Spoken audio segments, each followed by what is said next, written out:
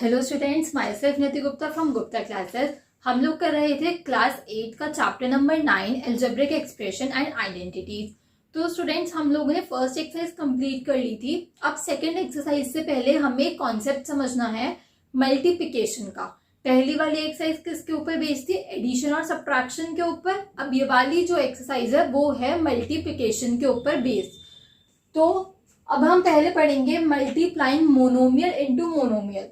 So students, monomial क्या होता है? मैंने आपको अपनी फर्स्ट क्लास में बताया था कि जो मोनोमियल होता है, मोनोमियल मीन्स जो सिर्फ वन टर्म कंटेन करता है, जिसके अंदर सिर्फ एक टर्म होती है, जिस एक्सप्रेशन में सिर्फ एक टर्म होती है। सो स्टूडेंट्स, अगर हम मोनोमियल इनटू मोनोमियल, पहले हम देखते हैं एक मोनोमियल को एक मोनोमियल से मल्टीप्लाई करके। तो पहला पार्ट ले लो 3y, sorry 2 minute, 3 into Y. अब आपकी एनसीईआरटी में इसको पता है कैसे कर रखा है? लाइक इसको y plus Y plus Y equals to 3y ऐसे करके कर रखा है। बट आई प्रेफर कि आप लोग ऐसे करके ना करो और डायरेक्ट अगर आंसर लिखो तो ज्यादा बेटर होगा, क्योंकि ये मेथड उसने सिर्फ समझाने के लिए यूज करा हुआ है। आप जब क्वेश्चन मतलब पेपर में करोगे क्वेश्चन तो आपको डायरेक्ट ही करना है। नाउ एक और एग्जांपल देखो, मोनोमियल इंटू मोनोमियल मतलब कि 3y इंटू 2x। तो क्या हो गया इसका आंसर? 3 इंटू 2 6, और उसके बाद हम वेरिएबल्स को भी मल्टीप्लाई करेंगे तो एक्स वाई। ठीक है, ये तो हो गई मोनोमियल इंटू मोनोमियल, मतलब कि हमने एक मोनोमियल को दूसरे मोनोमियल से मल्टीप्लाई करा है। अब हम 2 और 3 टर्म्स की बात करते हैं। लाइक थर्ड एग्जांपल हम लोग ले लेते हैं 3z into 5x into 2y। तो इसका आंसर क्या होगा? 3 इंटू 5 15, 15 इंटू 2 30। अब ये वेरिएबल्स बचे हैं तो x y z। देखो स्टूडेंट्स, आंसर तो हर कोई लिख देता है, बट उसको जो रिप्रेजेंट करने का तरीका है ना, वो आना चाहिए। और रिप्रेजेंट करने के तरीके में क्या फर्क आता है? देखो, अब ये जो वेरिएबल है वो 30yx z लिखा हुआ ज्यादा अच्छा लग रहा है, या 30zyx लिखा हुआ ज्यादा अच्छा लग रहा है, या फिर xyz बोलने में आप लोगों को ज्यादा अच्छा लग रहा है? तो फिर आप xyz को लिखना प्रेफर किया करो। और स्टार्टिंग में तो डिजिट आएगी ही आएगी, कभी भी उसको बीच में या एंड में नहीं लिखना। रिप्रेजेंटेशन मैटर करती है। ठीक है, अब हम एग्जाम्पल्स देखते हैं, उसके बाद एक्सरसाइज करेंगे। सो स्टूडेंट्स, अब हम एग्जाम्पल्स पे आते हैं। तो पहले एग्जाम्पल 3, कंप्लीट द टेबल। इसमें हमें एक टेबल दी हुई है, हमें एरिया फाइंड आउट करना है और लेंथ और ब्रेड्थ गिवन है। ये रेक्टेंगल का एरिया हमें फाइंड आउट करना है इस वाले क्वेश्चन में। तो स्टूडेंट, सबसे पहले तो रेक्टेंगल के एरिया का फॉर्मूला क्या होता है? Area of rectangle is equals to L into B. L into B means length into breadth. अब हमें लेंथ भी गिवन है हर एक केस में और ब्रेड्थ भी गिवन है हर एक केस में, तो एरिया तो बहुत इजीली निकल जाएगा। फर्स्ट पार्ट आप लोगों की बुक में फर्स्ट पार्ट सॉल्व है और बाकी के पार्ट्स आप लोगों को खुद सॉल्व करने हैं। So first part 3x length दे रखी है और ब्रेड दे रखी है 5y। एरिया क्या होगा? एरिया होगा 3x इंटू 5y। अब हम 3 को 5 से मल्टीप्लाई करेंगे, क्या आएगा? 15, और फिर उसके बाद वेरिएबल्स लिख देंगे x y। Now students, second part 9y 4y square. So इसका एरिया क्या होगा? 9y into 4y square. 9 into 4 36, और जैसे कि y स्क्वायर है, अब हम इसमें इंटू y करेंगे तो क्या हो जाएगा? y cube.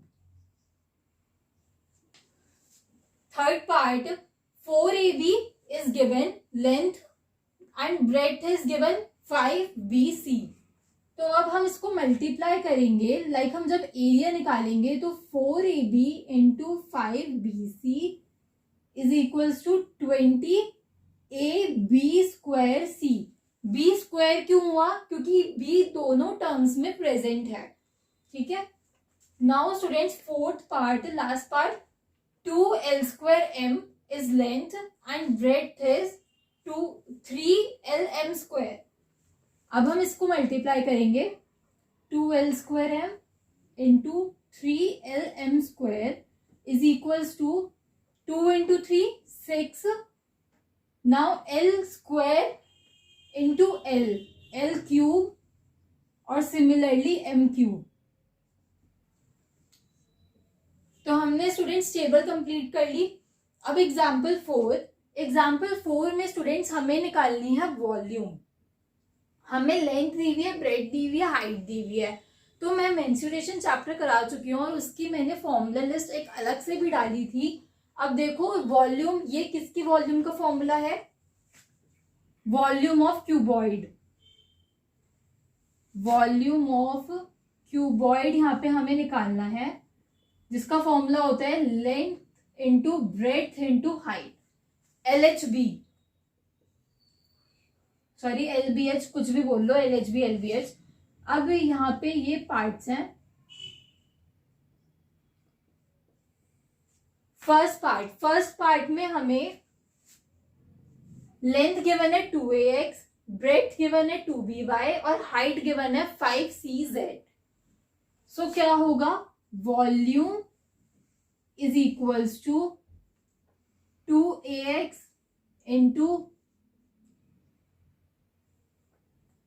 3BY into 5CZ. अब 2 इंटू 3 6 इंटू 5 30 ABC और XYZ. ये इसकी वॉल्यूम हो गई. यहाँ पे हमने जितने भी वेरिएबल्स थे वो सब बचे हुए लिख दिए. अब स्टूडेंट्स देखो, अगर आप AX, BY और CZ ऐसे करके लिखते हैं जो फाइनल आंसर आता उसमें, तो रिप्रेजेंटेशन कुछ खराब सी हो जाती. पर ये ABC और XYZ, this is the proper representation. या तो आप XYZ को पहले लिख दो, ABC को बाद में लिख दो, वो मैटर नहीं करता. ठीक है. सेकेंड, अब इसमें लेंथ दे रखी है, 2 मिनट.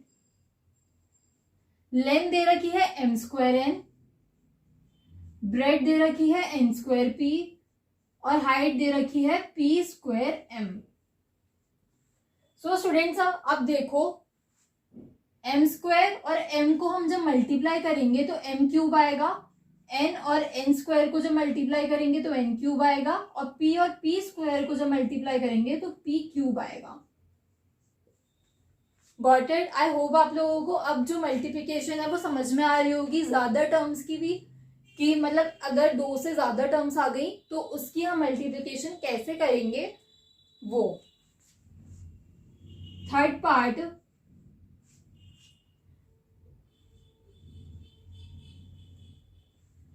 अब लेंथ दे रखी है 2Q, ब्रेड्थ है 4Q स्क्वायर और हाइट है 8Q क्यूब. 2 into 4 8 into 8 64. अब स्टूडेंट्स यहाँ पे Q की पावर क्या हो जाएगी? 6. यहाँ पे स्टूडेंट्स एक्सपोनेंट्स इन पावर्स का जो कॉन्सेप्ट है वो यूज हो रहा है. कैसे? क्योंकि जब बेस सेम हो और मल्टीप्लाई में हो तो क्या होता है? पावर ऐड हो जाती है. ठीक है. कैसे? x into x square into Q into Q square into Q cube कैसे हो जाएगा? Q की पावर 1 प्लस 2 प्लस 3 और Q की पावर 6. Okay, got it?